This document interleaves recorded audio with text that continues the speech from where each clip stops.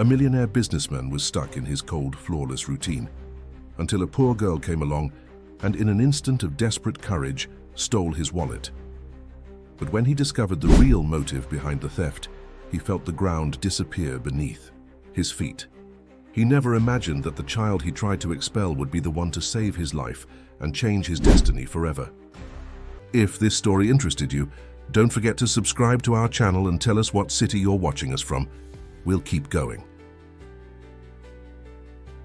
Richard Bennett gazed out from his corner office on the 40th floor of the Bennett Group headquarters in downtown Manhattan. The morning sun glinted off the glass facades of neighboring skyscrapers, casting sharp shadows across his immaculate desk.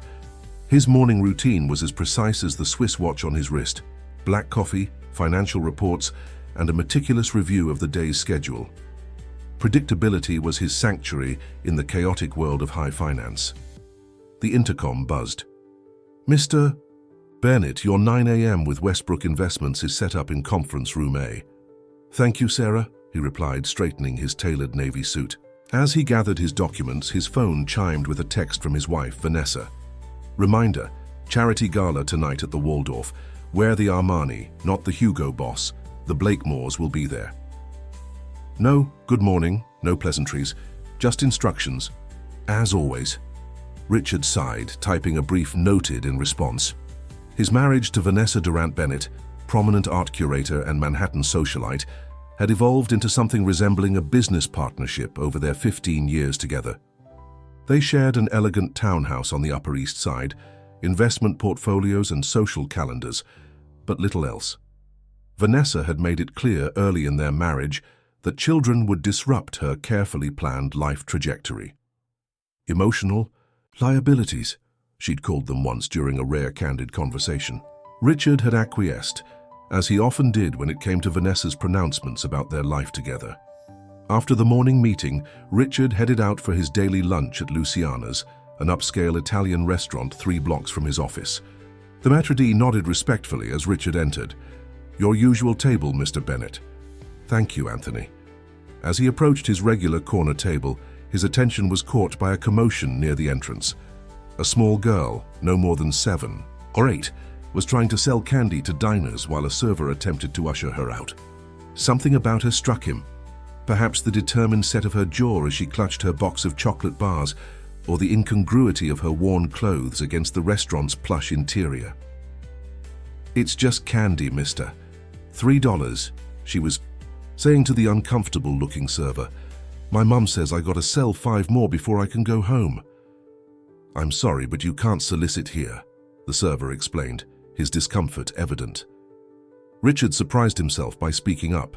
"It's all right, I'll take one." He approached them, reaching for his wallet. The girl turned, revealing a heart-shaped face framed by unruly dark hair. Her clothes were clean but worn, her sneakers scuffed beyond repair. But what struck Richard most were her eyes, bright, intelligent, and somehow both innocent and knowing. "Thanks, mister." Her smile revealed a missing front tooth. "You want the caramel or the crunchy one?" "Caramel," Richard replied, handing her a $20 bill. "Keep the change." Her eyes widened. "Whoa, that's like a lot of extra dollars." "Consider it." "An investment," he said, a half smile breaking through his usually composed expression. "My name's Lily," she offered, tucking the money carefully into the pocket of her faded jeans. "Lily Parker." "Richard Bennett," he replied automatically, then wondered why he'd given his full name to a child selling candy. The server relaxed slightly but still looked uncomfortable. "Sir, I'm sorry, but..." "She's leaving now," Richard assured him. Then to Lily, "Take care of yourself." She nodded solemnly. "I always do. See you around, Mr. Rich." The nickname caught him off guard, and he found himself chuckling as she skipped out of the restaurant. The interaction was brief, insignificant in the grand scheme of his day, yet somehow it lingered in his mind throughout lunch. The next morning, Richard was surprised to see Lily sitting on the steps of his office building, her candy box balanced on her knees. She brightened when she spotted him emerging from his town car.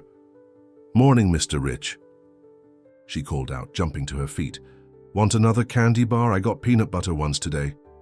Richard glanced at his watch. He was early for his first meeting. "Good morning, Lily. Shouldn't you be in school?" She shrugged, a complicated gesture for such small shoulders. "School starts at 9. I sell candy before and after. Mom says it helps with the bills." Something about this explanation didn't quite ring true, but Richard didn't press. "I'll take another candy bar," he said, reaching for his wallet. As he handed her another 20, he asked, "Where's your mother work?" A flicker of something, hesitation, worry, crossed her face. "Different places, restaurants mostly." "She cooks real good." Their morning encounters became something of a ritual over the next few weeks.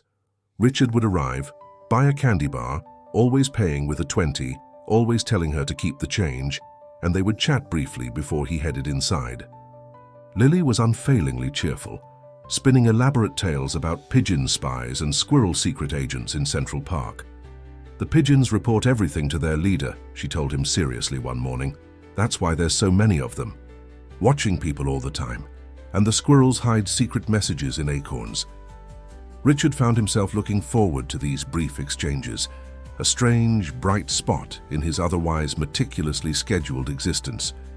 He never mentioned Lily to Vanessa, instinctively knowing his wife would disapprove of his casual charity toward a street child. One morning in late September, Richard was running late for an important board meeting. As he hurried from his car, he nearly collided with Lily, who was waiting in her usual spot. "Mr. Rich, I got something to tell you," she called excitedly. "I'm sorry, Lily, I'm late for a meeting," he said, already striding toward the building entrance. "Tomorrow, okay?" Her face fell, but she nodded. "Okay, but it's important. There's these weird guys in a black car that..." "Keep tomorrow," he promised, already through the revolving door. The board meeting was contentious. Vanessa called twice during it, leaving increasingly irritated voicemails about his failure to RSVP to some benefit dinner. By the time Richard emerged from the building that evening, Lily and her strange warning were forgotten. The next morning, she wasn't in her usual spot. Richard felt an unexpected pang of disappointment as he entered the building. He told himself it was ridiculous to worry about a child he barely knew, yet throughout the day, he found himself glancing out his office windows toward the street, below looking for a small figure with a box of candy bars. 3 days passed with no sign of Lily. On the 4th morning, Richard stopped to speak with Jerry, the security guard who manned the building entrance. "There's a little girl who sometimes sells candy out front," Richard began awkwardly. "Have you seen her lately?" Jerry nodded. "The skinny kid with the big smile. Haven't seen her this week. Those street kids come and go, you know. Probably found a better spot to sell her stuff." "Right," Richard agreed, though something about this explanation didn't sit well with him. "If you see her, let me know, would you?" Jerry looked surprised, but nodded. "Sure thing, Mr. Bennett." That evening, Richard found himself detouring through the nearby streets on his way to his car, scanning the faces of people on the sidewalks. He realized with a start that he had no idea where Lily lived, who her parents were, or how to find her. Their entire relationship consisted of 5-minute conversations on the steps of his building. The realization made him feel strangely hollow. Home, Vanessa was reviewing the guest list for their upcoming dinner party. "The Carmichaels cancelled," she informed him without looking up. "I've invited the Hardings instead. She's on the museum board and he's looking for new investment opportunities." Richard poured himself a scotch. "Sounds fine." Vanessa finally looked up, her perfectly sculpted eyebrows drawing together. "You've been distracted lately.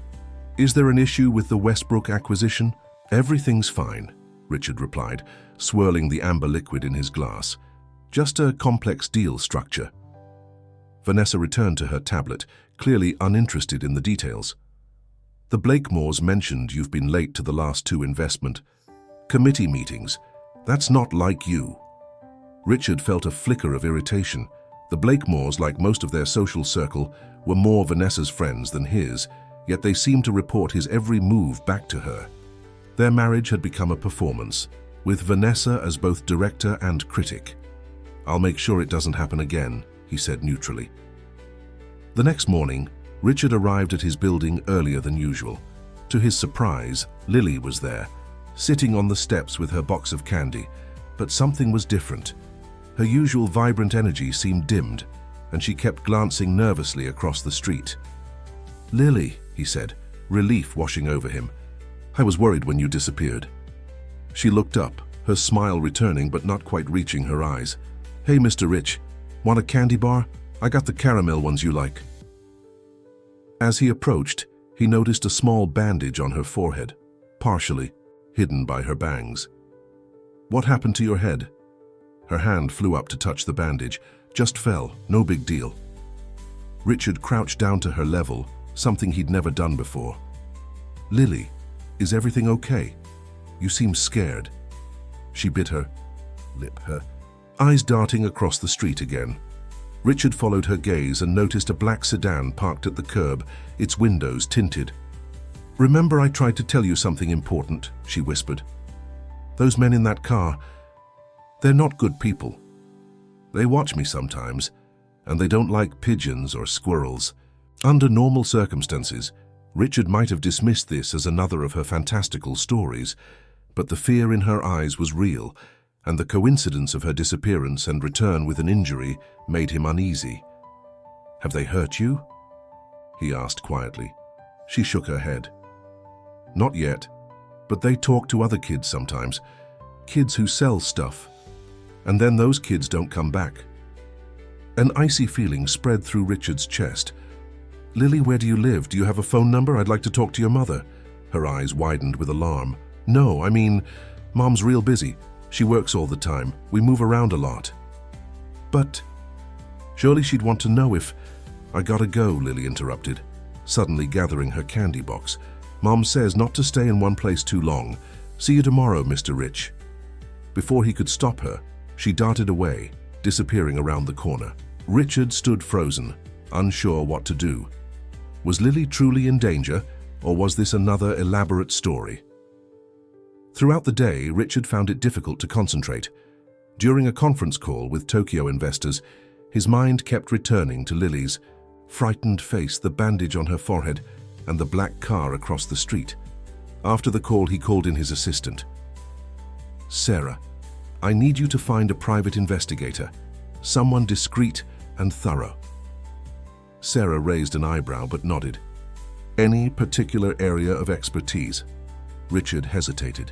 "Missing persons, or, well, not exactly missing, just someone who can find information about people."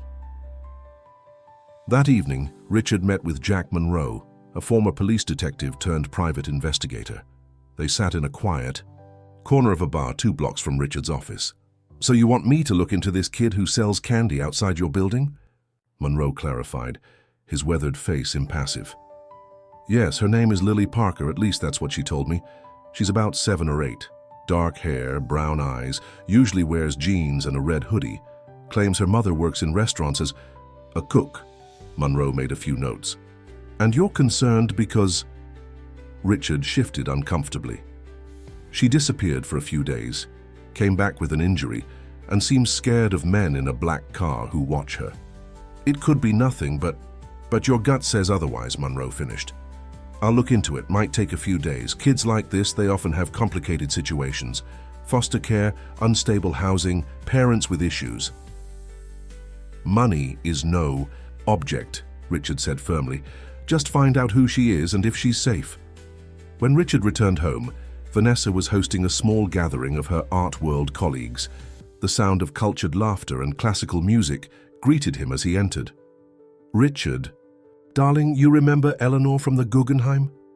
Vanessa called, beckoning him over. He spent the evening on autopilot, making the appropriate small talk while his mind remained preoccupied with thoughts of Lily. At one point, the conversation turned to the city's homeless population. The mayor's new initiative is just pushing them from one neighborhood to another," a woman in an avant-garde pantsuit remarked. "Last week I had to step over a woman sleeping right outside the gallery." "It's those bleeding heart organizations," another guest added. "Handing out food and clothes just encourages them to stay on the streets." "The children are the worst," Vanessa said, swirling her wine. "Those little parasites only exist because people feed them. If everyone stopped giving them money, they'd disappear overnight." Richard felt his stomach turn. "Excuse me," he muttered, retreating to his study. The next morning, Lily was waiting in her usual spot, her candy box perched on her knees. She seemed more relaxed than the previous day, and the black car was nowhere in sight. "Morning, Mr. Rich," she called cheerfully. "I sold 10 candy bars yesterday. That's a new record." Richard smiled, relieved to see her back to her usual self. "That's impressive. I'll take 2 today to help you break that record." As he handed her the money, he noticed her studying his face. "You look sad," she observed. "Did something bad happen?" The simple question caught him off guard. When was the last time anyone, including Vanessa, had asked about his emotional state? "Just tired," he replied. "Work stress." Lily nodded sagely. "My mom says rich people have special kinds of problems, different from regular people problems, but still problems." "Your mom sounds wise," Richard said. "Speaking of which, I'd really like to meet her. Sometime." The familiar guardedness returned to Lily's expression. "She works weird hours, super busy." Before Richard could press further, his phone rang. It was Monroe, the investigator. "I need to take this," he told Lily. "Will you be here? Tomorrow?" She nodded. "I'm here every morning except when I'm not," she added with a mysterious smile. Richard answered the phone as he walked through the revolving doors. Bennett speaking. "Mr. Bennett, it's Monroe. I've got some preliminary information on your candy seller. Can you meet today?" "My office, 1 o'clock," Richard replied, a mixture of anticipation and dread flooding through him. Monroe arrived precisely at 1, carrying a thin manila folder. Richard closed his office door and pulled the blinds shut. "What did you find?" he asked without preamble. Monroe opened the folder. "Lily Parker isn't her real name. She's Lily Taylor, age 7. Mother is Lauren Taylor, who was indeed a cook at several restaurants in the city, including Luciana's, where you have lunch." Richard's eyebrows shot up. "Was?" Monroe's expression turned grim. "Lauren Taylor disappeared approximately 8 months ago. No body found, no evidence of foul play, but no trace of her either. Left for work one day and never came home. The case went cold pretty quickly." "And Lily? What happened to her?" "That's where it gets interesting. She was placed in foster care initially, but she ran away within weeks. The system's overwhelmed. They logged her as missing but didn't exactly launch a massive search. She's been living on the streets, occasionally staying with other homeless folks who look out for her." Richard felt sick. "She's been alone all this time, selling candy to survive?" Monroe nodded. "She's quite the survivor, from what my sources say. Has a network of people who help her.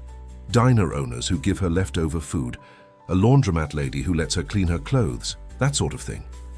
And the men in the black car, the ones she's afraid of." Monroe's expression turned serious. "That's potentially concerning. There have been reports of a trafficking ring targeting homeless youth in the city.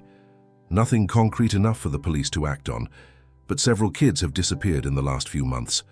My contact at NYPD says they're building a case, but it's slow going." Richard stood abruptly. "We need to get her off the street today." "It's not that simple," Monroe cautioned. "You can't just take a child, even one who's effectively homeless. There are legal channels." "Legal channels that failed her 8 months ago," Richard snapped. "I'm not suggesting kidnapping her, but there must be something we can do to protect her while we navigate the system." Monroe considered this for a moment. "I have contacts at Child Protective Services who might expedite things, especially given the potential danger. But you'd need to be prepared for what that means. She'd go back into the system, probably to another foster home." The thought of Lily disappearing into the labyrinth of foster care made Richard's chest tighten. What if I applied to be her foster parent?" Monroe raised his eyebrows. "That's a lengthy process, Mr. Bennett. Background checks, home studies, training courses, and forgive me for being blunt, but you and your wife don't exactly fit the typical foster parent profile."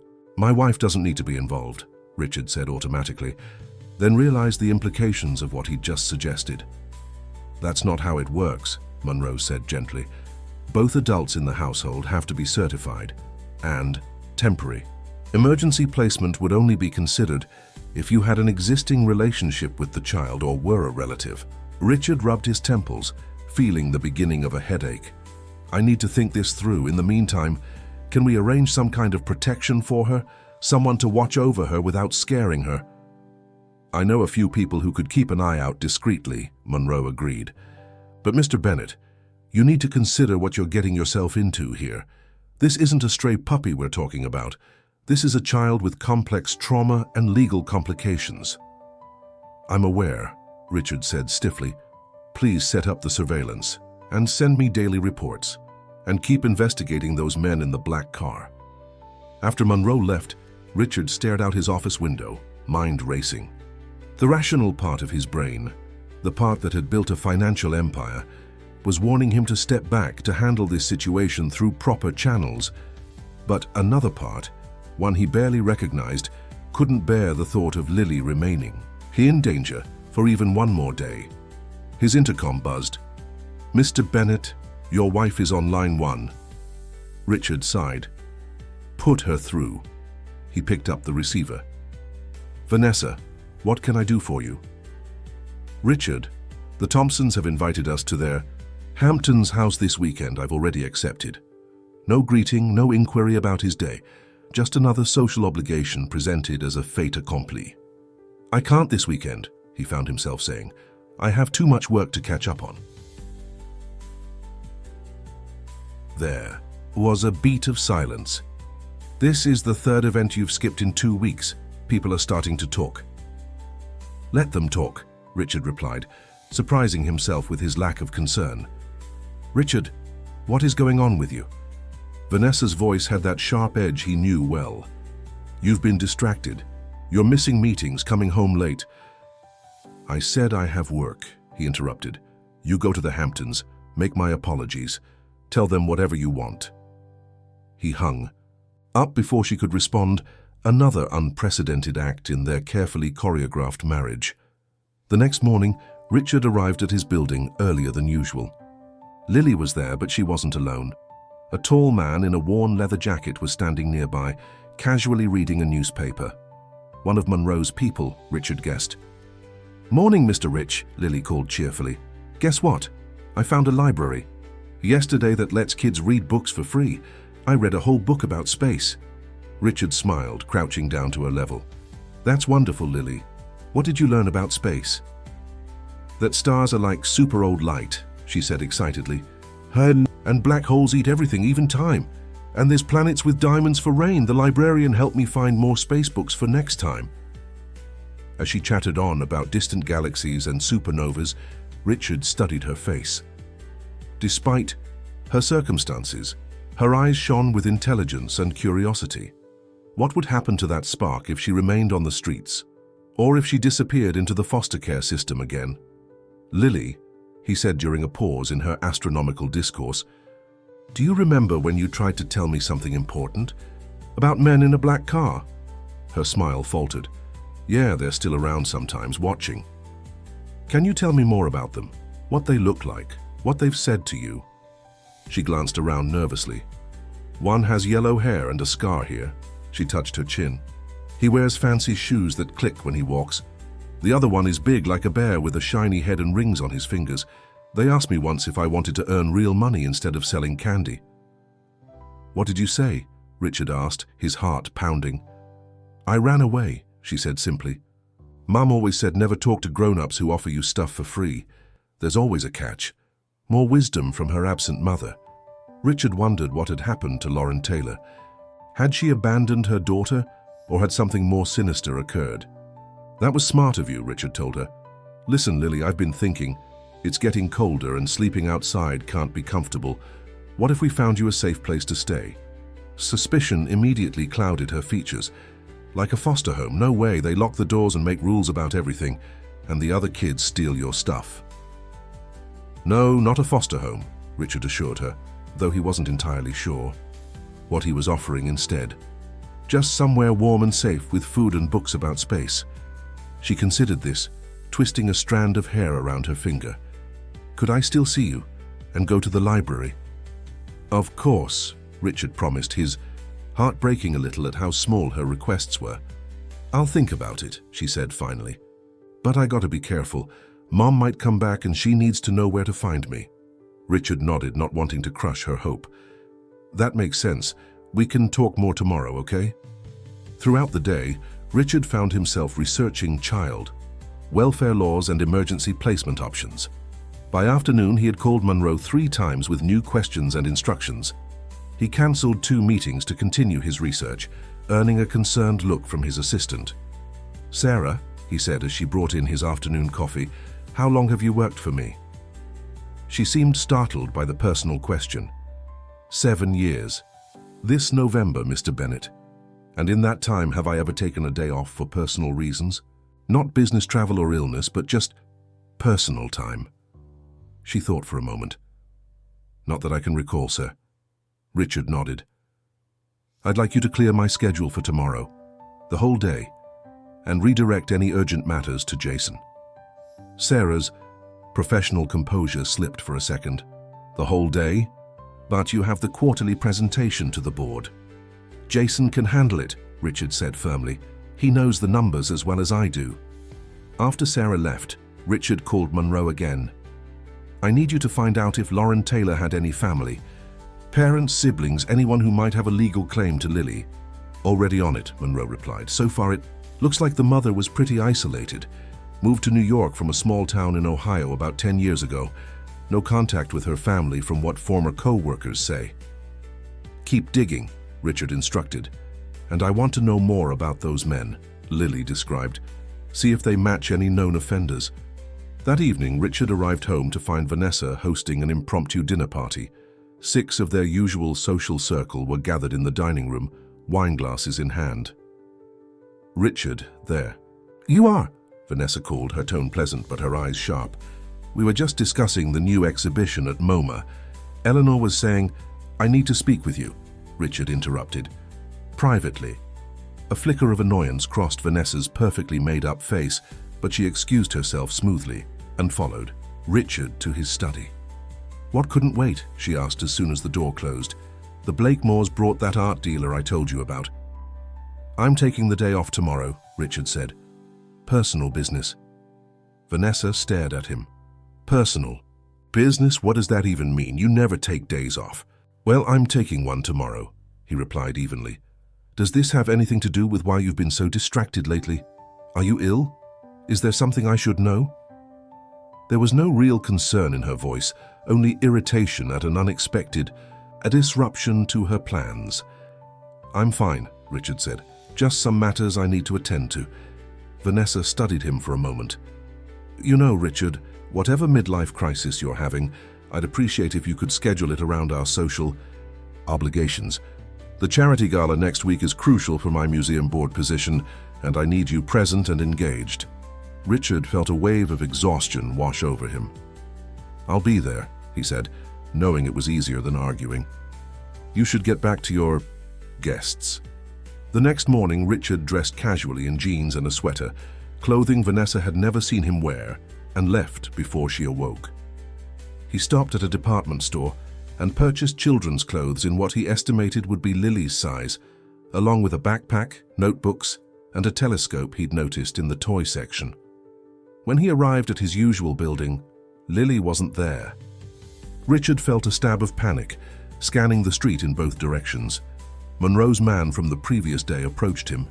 "She hasn't shown up yet," he reported. "I've been here since 6. "Keep watching," Richard instructed. "Call me immediately if she appears." Richard spent the morning driving through nearby neighborhoods, parks, and any place he thought Lily might frequent. He stopped at shelters and soup kitchens, showing a photo Monroe had obtained from her school records. No one had seen her. By noon, Richard was frantic. He called Monroe, who promised to activate his network of contacts throughout the city. "Kids like this have hiding places," Monroe assured him. "She might just be laying low for a day." Richard was about to continue his search when his phone rang. It was the security guard from his building. "Mr. Bennett, you asked me to call if I saw that little candy-selling girl. Well, she just showed up, but something's wrong. She looks hurt." Richard's heart lurched. "I'm 10 minutes away. Don't let her leave." He broke several traffic laws getting back to his building.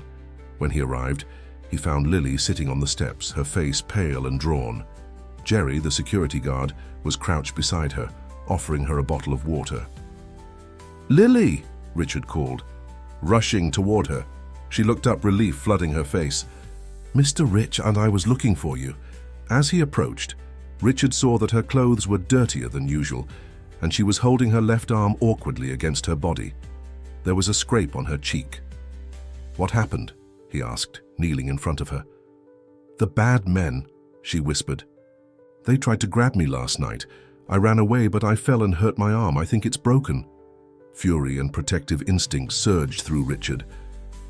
"We're getting you to a doctor right now," he said, carefully helping her to her feet. "No hospitals," Lily said, panic in her voice. "They'll call the foster people." "I know a private doctor," Richard assured her. "No questions asked. Do you trust me, Lily?" She studied his face, then nodded slowly. "You're not like other grown-ups." Richard helped her into his car, noticing how she winced when her arm was jostled. He called ahead to Dr. Martin, a physician who catered to wealthy clients who valued discretion. 20 minutes later, they were in a private examination room in an upscale medical building. Dr. Martin confirmed that Lily's arm was indeed broken, though thankfully a clean break that wouldn't require surgery. As they waited for the cast to be applied, Lily finally told Richard the full story. "I was sleeping in my secret spot near the EE library," she explained. "The men in the black car found me. They said they knew my mum and would take me to her, but I knew they were lying." "How did you know?" Richard asked gently. "Mom always said if she ever sent someone for me, they'd know our special code word." Her voice dropped to a whisper. "Supernova, like the exploding stars." Richard's throat tightened. Whatever had happened to Lauren Taylor, she had clearly loved her daughter and tried to protect her. "I pretended. I was going with them," Lily continued. "Then I ran super fast through the alleys. I know all the shortcuts, but I tripped on some garbage and fell on my arm. It hurt so bad I couldn't breathe." "You're incredibly brave," Richard told her, meaning every word. She shrugged her good shoulder. "Mum said, being scared is okay as long as you don't let it stop you from being smart." After Lily's arm was set in a bright blue cast, Richard faced a decision.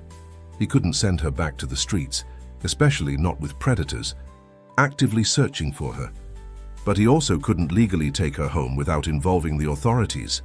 "Lily," he said carefully as they sat in his car, "those men might still be looking for you. You need a safe place to stay." She clutched her new backpack, filled with the clothes and supplies Richard had purchased, against her chest. "I know," she admitted, her voice small, "but foster homes are bad." "What if—" Richard hesitated, knowing he was crossing a line. "What if you stayed with me for a little, well, just until we figure things out?" Her eyes widened. "At your house, with your wife?" The mention of Vanessa gave Richard pause. How would his image-conscious wife react to a street child in their immaculate home? But the alternative, leaving Lily vulnerable to the men who had tried to abduct her, was unthinkable. "My house is very big," he said finally, "and my wife, well, she'll understand once I explain." This was a lie, and Richard suspected Lily knew it, but she nodded slowly. "Just for a little while, until my arm gets better." On the drive to his townhouse, Richard called Monroe to update him. "I need you to expedite whatever legal process is necessary," he insisted. "Emergency, temporary guardianship, whatever it takes, and keep investigating those men. I want them found." Monroe's voice was cautious. "Mr. Bennett, taking her to your home without proper authorization could complicate things legally." "I'm not leaving her on the street with a broken arm and predators hunting her," Richard replied firmly. "Make it happen, Monroe." Richard's townhouse occupied 4 floors of a historic building on East 78th Street. As they pulled up to the elegant entrance, Lily's eyes grew round. "You live in a castle," she breathed. Richard managed a smile. "It's just a house. Too big, really, for just 2 people." He led her through the ornate foyer, noticing how she carefully wiped her feet on the mat before stepping onto the marble floor. It was just past 3. Vanessa would likely be at the museum until at least 6. That gave him time to settle Lily in and prepare for the inevitable confrontation. "Are you hungry?" he asked, realizing she might not have eaten all day. She nodded, shyly. "A little." In the kitchen, a space Richard rarely entered, he rummaged through the refrigerator. It was predictably sparse, stocked only with the organic vegetables, imported cheeses and expensive wines that comprised Vanessa's restrictive diet. "How about grilled cheese?" he suggested, finding a loaf of artisanal bread and what appeared to be some type of fancy cheddar. Lily's face lit up. "That's my favorite. Mum used to make it with the yellow cheese that comes in plastic." As Richard prepared the sandwiches, Lily explored the kitchen, touching the marble countertops with reverent fingers. "Everything's so clean," she observed, "like nobody really lives here." The innocent comment struck Richard like a physical blow. It was true. The house had always felt more like a showcase than a home. Even the kitchen, typically the heart of a family dwelling, was antiseptic and underused. They ate at the kitchen island, Lily swinging her legs as she devoured her sandwich. Richard found himself smiling at her enthusiasm, realizing it had been a long time since he'd shared a meal with someone who actually enjoyed food rather than scrutinizing its caloric content or photographic potential. After lunch, Richard showed Lily to one of the guest rooms on the 3rd floor. It was impersonally elegant, like something from a hotel with cream-colored walls and matching furniture. "This will be your room," he told her. "We can make it more colorful if you'd like." Lily placed her backpack carefully on the pristine duvet. "It's bigger than our whole apartment was," she said quietly. Richard helped her unpack her new clothes and set up the telescope by the window. He showed her how to adjust the focus, and they spent a peaceful hour looking at the limited view of the sky visible between the Manhattan buildings.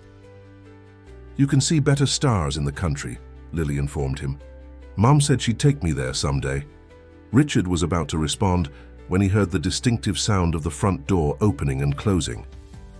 "Richard!" Vanessa's voice called from downstairs. "Are you home?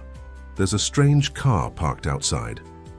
Lily's eyes flew to his, suddenly fearful. "Is that your wife?" Richard nodded, steeling himself. "Wait here, okay? I need to talk to her first." He found Vanessa in the living room removing her designer coat. She raised an eyebrow at his casual attire. "You took a day off to wear jeans?" she asked. "And whose car is that? It looks like a rental." "We need to talk," Richard said, gesturing toward the sofa. Vanessa remained standing. "I can't stay. I have a dinner meeting with the fundraising committee." "What's going on, Richard? You've been acting strangely for weeks." There was no gentle way to say it. "I've brought someone to stay with us, a child who needs help." Vanessa's perfectly composed face registered shock. "You've what?" "Her name is Lily. She's 7 years old and homeless. Her mother disappeared 8 months ago and she's been living on the streets.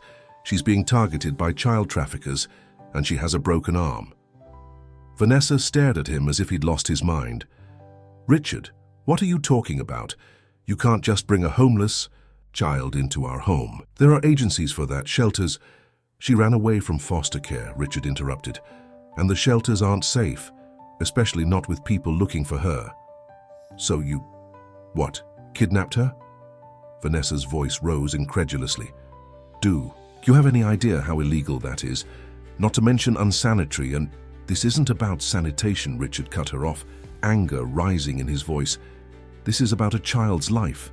I'm working with a private investigator and a lawyer to formalize temporary guardianship, but in the meantime, she stays here where she's safe." Vanessa's eyes narrowed. "You hired a private investigator? Behind my back? How long has this been going on?" "That's what you're concerned about?" Richard asked incredulously. "Not the fact that a 7-year-old girl has been living on the streets or that she was nearly abducted." "Don't try to make me the villain here," Vanessa hissed. "You're the one making unilateral decisions that affect both of us. Our home, our reputation, our legal standing." "I don't want to interrupt," a small voice said from the doorway. "Both." Adults turned to see Lily standing there, her blue cast stark against her thin arm, her expression a mixture of apprehension and determination. "I can go," she continued, her chin lifted slightly. "I don't want to cause trouble." Richard immediately moved to her side. "You're not going anywhere, Lily. This is just a grown-up disagreement." Vanessa stared at the child as if she were examining an unwelcome specimen. Her gaze traveled from Lily's worn sneakers to her messy hair. "Richard, a word in private," she said tightly. He turned to Lily. "Why don't you go upstairs and try out that telescope some more? I'll be up soon." After Lily reluctantly retreated, Vanessa rounded on him. "This is insanity. You can't seriously be considering taking in a street child. What about diseases? What about her mental state? What about our lives? The Blakemore's charity gala is next week. How exactly do you plan to explain this?" Richard felt a strange calm settling over him. For years he had navigated his marriage by calculating the path of least resistance, accommodating Vanessa's priorities to maintain peace. But now, faced with her cold dismissal of a child in need, something fundamental shifted within him. "I'm not asking for your permission, Vanessa," he said quietly. "Lily stays. If you can't accept that, then we have bigger problems than missing a charity gala." Vanessa's face flushed with anger. "You would choose a filthy street urchin over your wife? Over the life we've built?" "She's a child," Richard replied, his voice hard. "A bright, brave child who deserves better than she's gotten. And yes, if forced to choose, I choose helping her over maintaining our social calendar." Vanessa grabbed her purse and coat. "This conversation isn't over. I'm late for my dinner, but when I return, I expect that child to be gone and you to have come to your senses." After she stormed out, Richard stood motionless in the living room, processing what had just occurred. In 15 years of marriage, he had never directly opposed Vanessa on anything significant.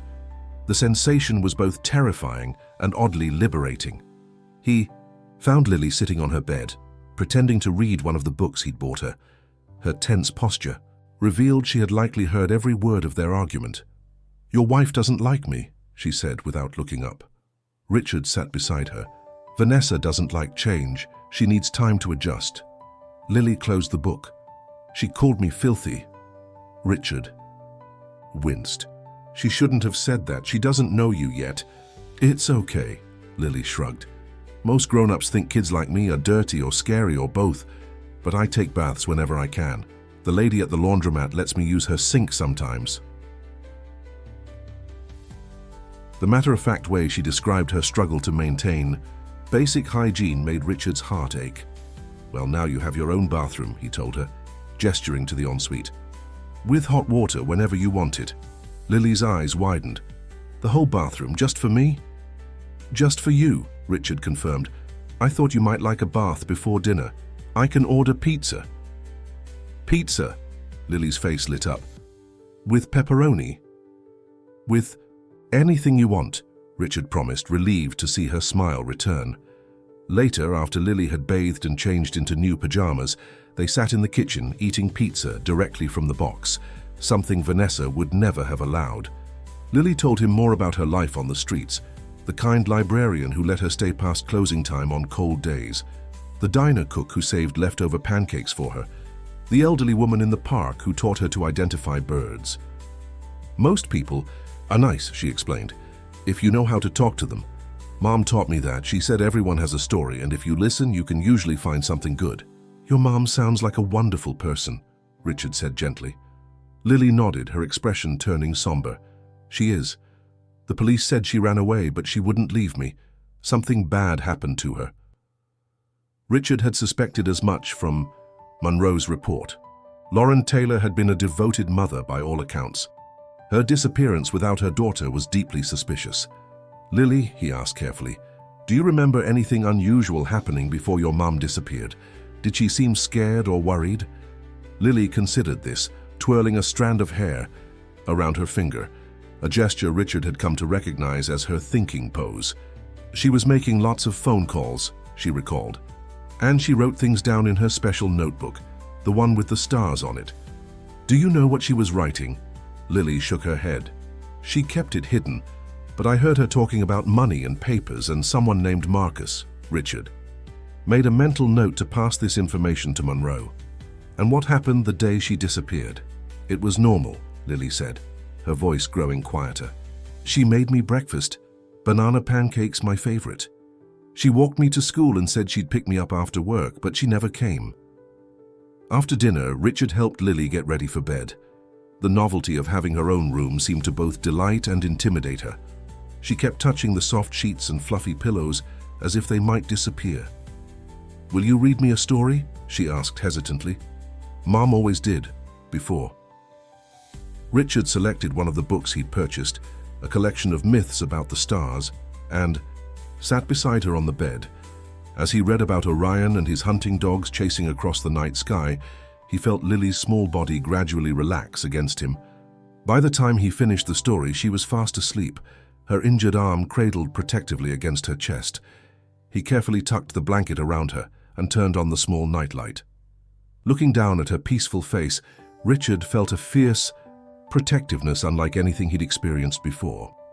In that moment, he knew with absolute certainty that he would do whatever was necessary to keep her safe. Downstairs, he poured himself a scotch and called Monroe.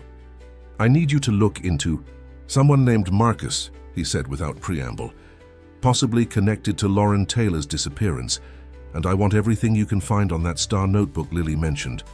It might contain evidence." "I'll add it to the investigation," Monroe assured him. "On the legal front, I've been in touch with a family court attorney.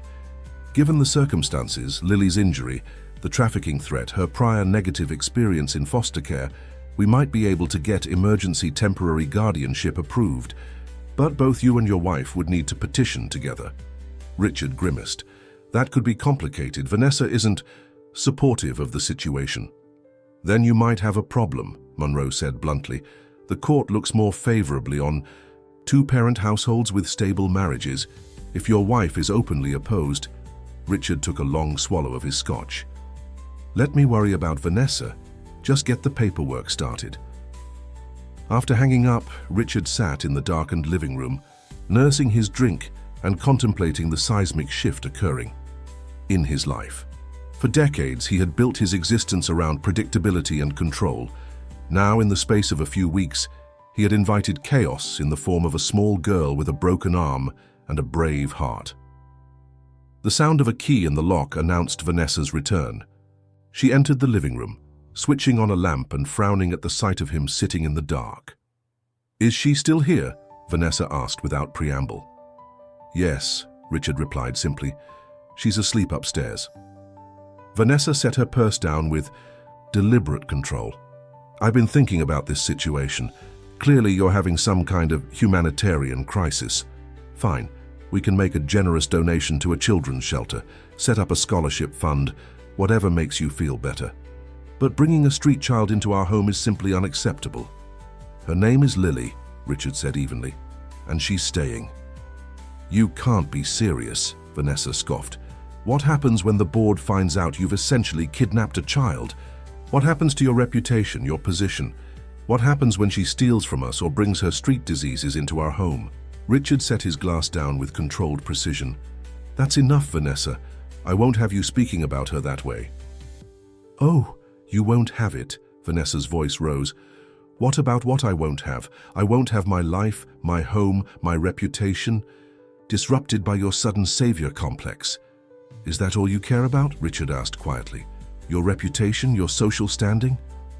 "Don't you dare take that tone with me," Vanessa snapped. "Everything we have, everything, is built on reputation and connections. I've spent 15 years cultivating relationships that benefit both of us. 15 years carefully constructing the perfect life." "Perfect for whom?" Richard challenged. "When was the last time either of us was genuinely happy in this perfect life?" Vanessa stared at him, momentarily speechless. Then her expression hardened. "I see. This isn't about the child at all, is it? This is your midlife crisis in full bloom. Bored with your successful wife and comfortable existence, so you've found yourself a tragic project to give your life meaning." Richard shook his head, suddenly exhausted. "You're wrong, Vanessa. This is about Lily, about a child who suffered more in 7 years than we have in our entire privileged lives. And yes, maybe helping her has shown me how empty our so-called perfect life really is. Then perhaps you should reconsider whether you want this life and this marriage at all," Vanessa said coldly. The statement hung in the air between them, a line crossed that couldn't be uncrossed. Richard felt a strange sense of calm as he looked at his wife, this beautiful, accomplished woman who had become a stranger to him, or perhaps had always been one. "Perhaps I should," he agreed quietly. Vanessa's composed facade cracked for an instant, surprise flashing across her features before the mask of control returned. "Don't be dramatic, Richard. We'll discuss this like rational adults in the morning. For now, I'm going to bed. In the guest room," she added pointedly. After she left, Richard remained in the living room, his mind spinning with the implications of what had just transpired. Had he really just contemplated the end of his marriage? The thought should have terrified him, yet instead he felt only that strange, liberating calm. His phone chimed with a text from Monroe. "Made progress on Marcus lead. Need to meet tomorrow." Richard replied with a time and place, then headed upstairs to check on Lily. She was still sleeping peacefully, her dark hair spread across the pillow, her uninjured hand clutching the edge of the blanket. The sight of her filled him with certainty. Whatever complications lay ahead, he had made the right choice. The next morning, Richard woke early and prepared breakfast, pancakes that were slightly misshapen but edible. Lily's delight at the simple meal was reward enough for his culinary efforts. "Where's your wife?" she asked, glancing around the kitchen. "Still sleeping," Richard replied, though he suspected Vanessa had already left the house to avoid another confrontation. Lily nodded sagely. "She's mad about me being here." "She's adjusting," Richard said diplomatically. "Some people take longer than others to get used to changes." Lily considered this as she chewed her pancake. "My mom said that rich people don't like surprises because they think they can control everything." "Your mum was a wise woman," Richard acknowledged. After breakfast, he arranged for Sarah, his assistant, to come to the house to stay with Lily while he met with Monroe. He was surprised when Sarah arrived with a bag full of art supplies and children's books. "My niece is about her age," Sarah explained with a smile. "I thought she might be bored." Richard realized there was much he didn't know about his efficient professional assistant of 7 years. Had she always been this thoughtful, and he simply hadn't noticed? He found Monroe waiting at a quiet cafe several blocks from the townhouse. The investigator looked tired, but satisfied. "I've got some interesting information," Monroe said after they ordered coffee. "Marcus Williams was the head chef at Luciana's, while Lauren Taylor worked there. According to kitchen staff, they were close, possibly romantically involved." "And his connection to her disappearance?" Richard asked. "That's where it gets interesting. Williams left Luciana's suddenly, about 2 weeks before Lauren disappeared. No notice, just didn't show up one day. The restaurant owner received a text saying he had a family emergency." "Was that true?" Monroe shook his head. "No known family in the area, but here's what I found out.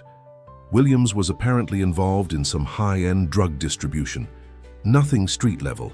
We're talking designer drugs for wealthy clients, the kind of stuff that circulates at those exclusive parties your social set attends." Richard frowned. "And you think Lauren discovered this?" "It's a working theory," Monroe confirmed. Several staff members mentioned Lauren seemed agitated in the days before Williams left. One busboy overheard them arguing in the storage room about dangerous people and getting in too deep. "Have you located Williams?" "Not yet," Monroe admitted. "But I found something else. Remember the black car Lily mentioned? I showed her some photos yesterday while you were on a call. She identified one of the men as Carl Russo, a known associate of a trafficking ring that operates up and down the East Coast. They typically target vulnerable children, runaways, homeless kids, those in unstable foster situations." Richard felt sick. "And they're after Lily specifically? Why?" "That's the million-dollar question," Monroe said grimly. "My contact at NYPD thinks it might be connected to whatever Lauren Taylor stumbled into. If she witnessed something or obtained evidence related to Williams' operation, and if that operation is connected to larger criminal enterprises, then Lily might be seen as a loose end," Richard finished, his blood running cold, "or leverage to ensure Lauren's silence if she's still alive." "Exactly," Monroe nodded. "Which brings me to the notebook Lily mentioned. If Lauren was documenting illegal activities, that notebook could be extremely valuable and dangerous. Lily said it had stars on the cover," Richard recalled, "and that her mother kept it hidden." "We need to find it," Monroe said firmly. "It might be the key to understanding what happened to Lauren and why these people are after Lily." "Where would we even start looking?" Richard asked. "Their apartment was cleared out months ago." "I've got someone checking storage facilities, where tenant belongings might have been moved," Monroe replied. "And I'm tracking down the landlord to see if he remembers anything about Lauren's possessions." Richard's phone buzzed with a text from Sarah. "Lily wants to know if you can bring back rainbow sprinkles for ice cream later." The mundane request amid their serious discussion brought a small smile to Richard's face. Despite everything, Lily was still a child who wanted sprinkles on her ice cream. "I'll bring them," he texted back. Looking up at Monroe, he said, "We need to move quickly on the guardianship issue. I want legal standing to protect her." "I've scheduled a meeting with the family court attorney for tomorrow," Monroe assured him. "But Richard, I have to ask, are you prepared for what this might mean for your marriage, your entire lifestyle?" Richard thought of Vanessa's cold dismissal of Lily, of the empty perfection of their shared life, of the strange sense of purpose he'd found since meeting a small girl selling candy. "Yes," he said with certainty, "I am." When Richard returned home, he found Lily and Sarah sitting on newspapers spread across the kitchen floor, painting colorful landscapes. Lily's cast was now decorated with small stars and planets, obviously Sarah's handiwork. "Mr. Rich," Lily called excitedly. "Sarah taught me how to paint the sky like it's on fire, and she knows all about constellations too." "I minored in astronomy in college," Sarah explained with a smile, "before I decided business was more practical." Richard handed Lily the bag containing rainbow sprinkles. "As requested, Your Highness." Lily giggled, a sound so purely joyful that Richard felt his chest tighten. How long had it been since genuine laughter had echoed through this house? After Sarah left, promising to return the next day, Richard helped Lily clean up the painting supplies. As they worked, he gently broached the subject of her mother's notebook. "Lily, do you remember where your mom used to hide that special notebook, the one with stars?" Lily's hands stilled on the paintbrushes she was rinsing. "It was always in different places, sometimes under the loose floor thing in the bathroom, sometimes inside the cereal box. Mom said it was our secret game."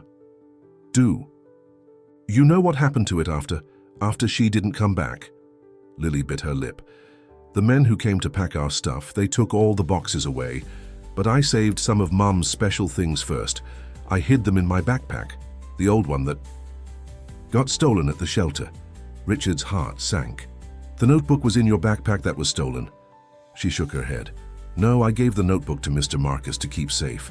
Mom trusted him." Richard exchanged a significant look with Monroe, who had just arrived. "Lily, can you tell us more about Mr. Marcus? Was he a friend of your mom's?" "He was her special friend," Lily said carefully. "They had secret talks sometimes. He gave me chocolate from fancy places and taught me how to make sauce for spaghetti." "Do you know where Mr. Marcus is now?" Monroe asked gently. Lily's expression clouded. "He went away before Mom did.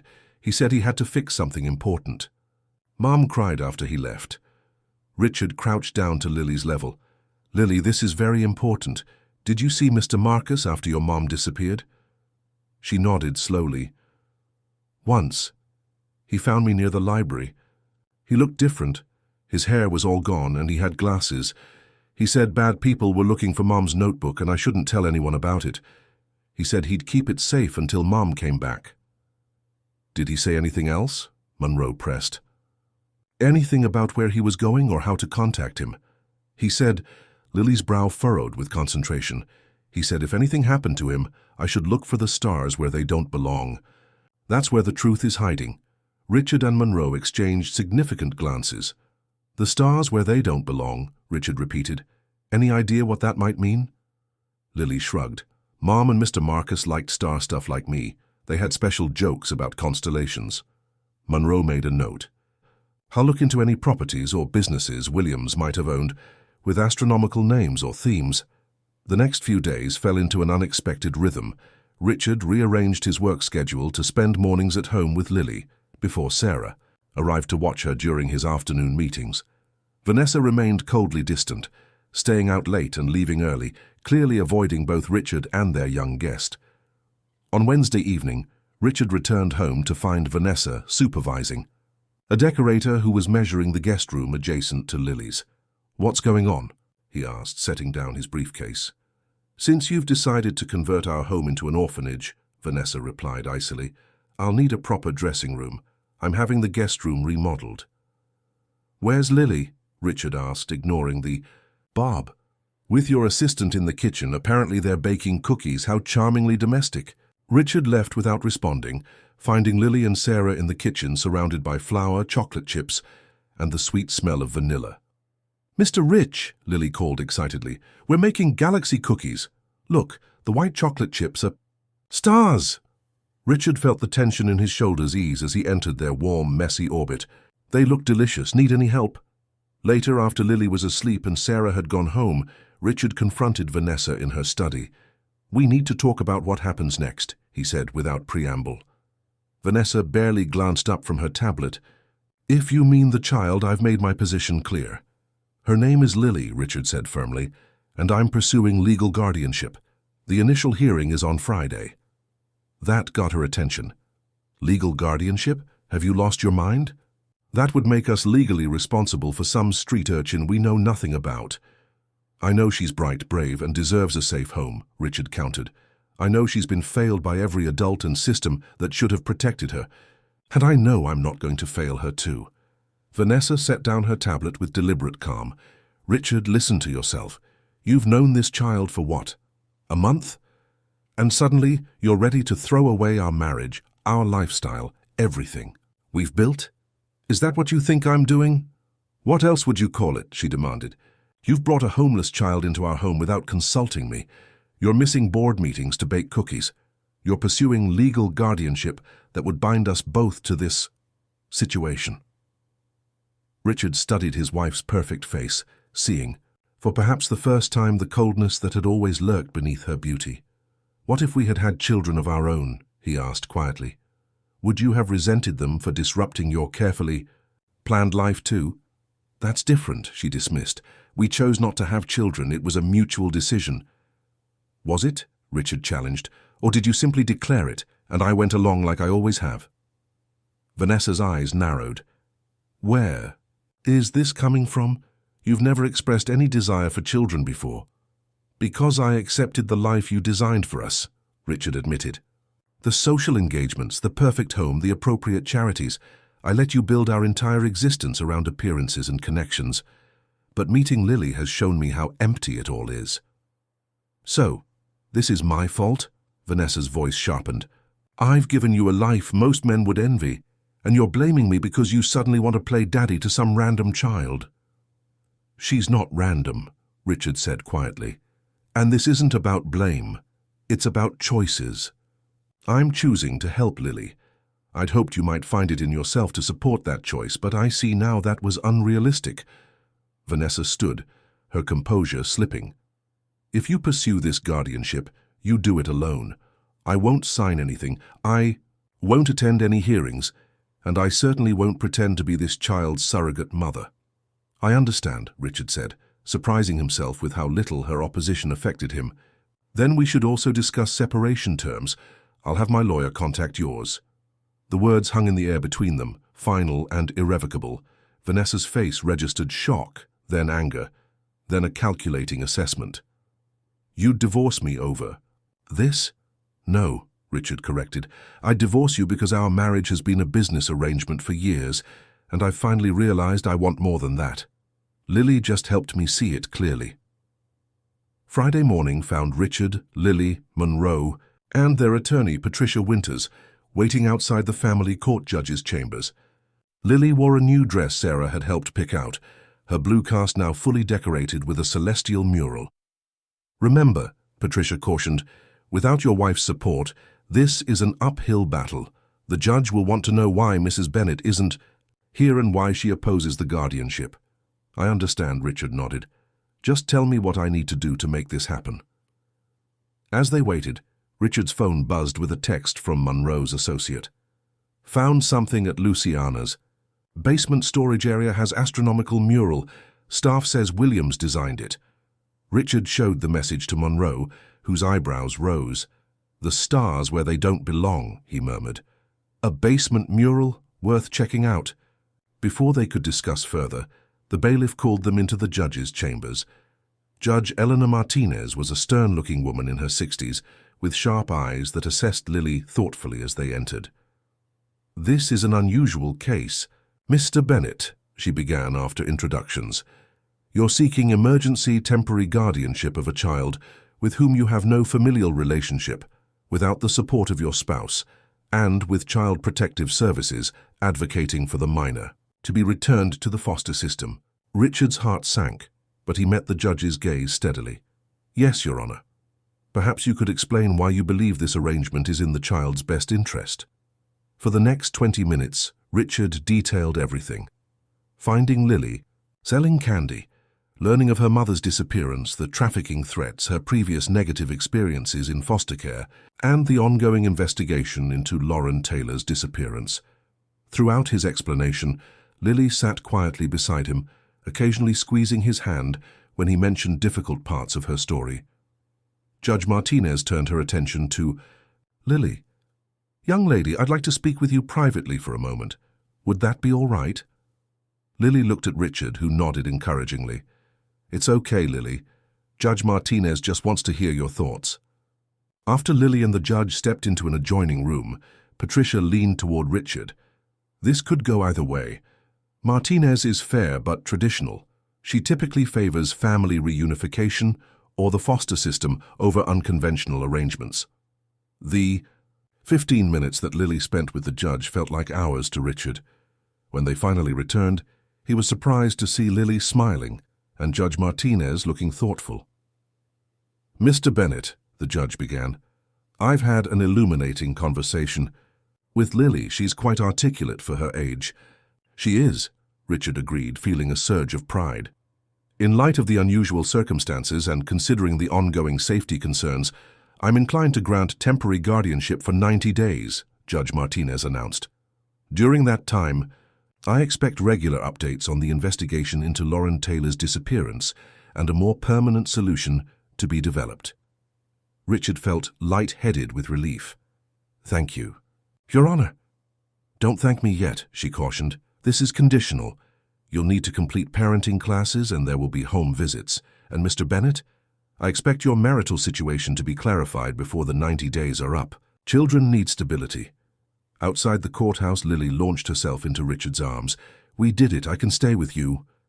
Richard hugged her tightly, mindful of her healing arm. "Yes, you can. For at least 90 days, and we'll work on making it longer." Monroe approached, his expression urgent.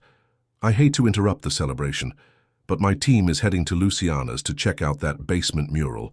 If Williams hid something there—" "Go," Richard urged. "Let me know what you find."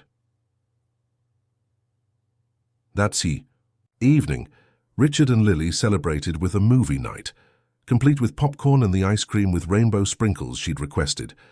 Halfway through the animated feature about a lost robot, Richard's phone buzzed with a message from Monroe. "Found it. Notebook hidden behind loose panel in mural. Bringing it to you now." When Monroe arrived, Lily was already in bed.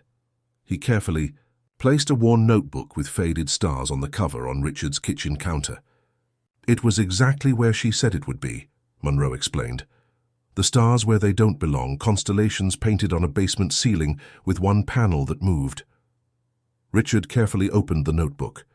Inside were pages of Lauren Taylor's neat handwriting, dates, names, amounts, and detailed descriptions of what appeared to be a sophisticated drug operation run through Luciana's restaurant. "Williams was using the restaurant as a distribution point," Monroe explained as they flipped through the pages, "but Lauren's notes suggest he was trying to get out. The last entries indicate he was planning to gather evidence against his suppliers and go to the authorities. And Lauren was helping him."